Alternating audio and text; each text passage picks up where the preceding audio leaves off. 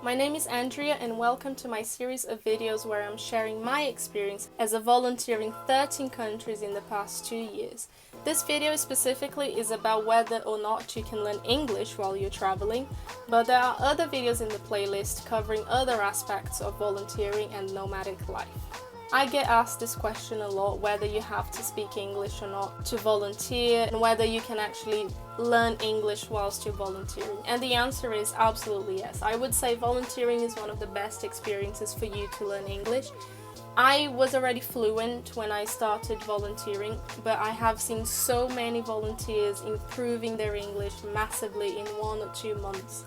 Just because a lot of these positions, especially in the hospitality industry, they will be customer facing.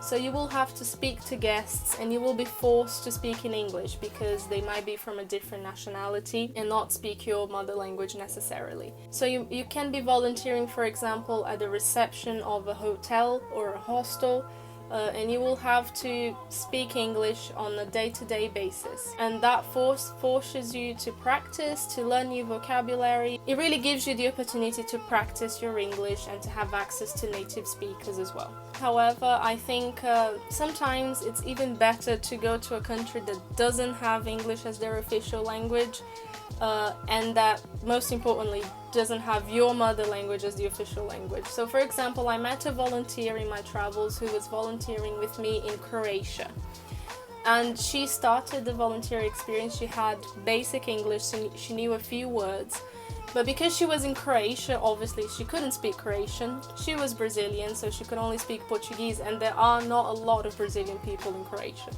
So she had to resort to speak English every day to guests, to staff, to other volunteers, and to friends that she made during her experience. While sometimes if you volunteer in a city like London, for example, and you're a Spanish speaker, you will easily find other Spanish speakers for you to converse with.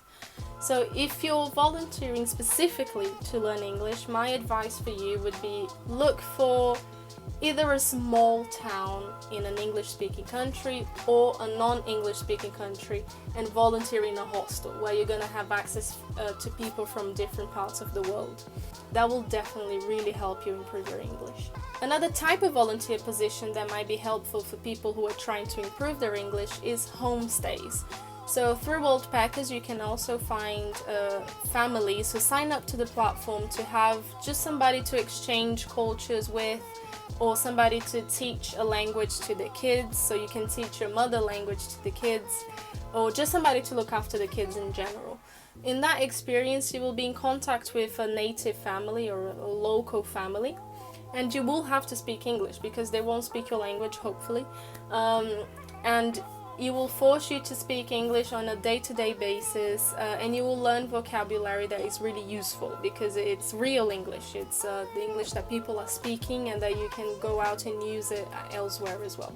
So that's why I think volunteering is one of the best experiences for learning English, because first of all, you learn organically because you learn it as part of your routine during the experience, doing your tasks. You just absorb it very naturally. There's no sitting down and learning grammar and studying and stuff. Of course you can do that on the side as well, but I think volunteering is specifically helpful to learn spoken English and to learn real English. And what I mean with real English is English that you can use, the English that is spoken and heard everywhere, and not like made up phrases that you hear in English books that might not be useful or that you may never hear again in your life. That's it from me. Make sure you check the other videos in this playlist. I'm covering so many aspects of the volunteer life, and I've had a lot of experience, so I have a lot to share.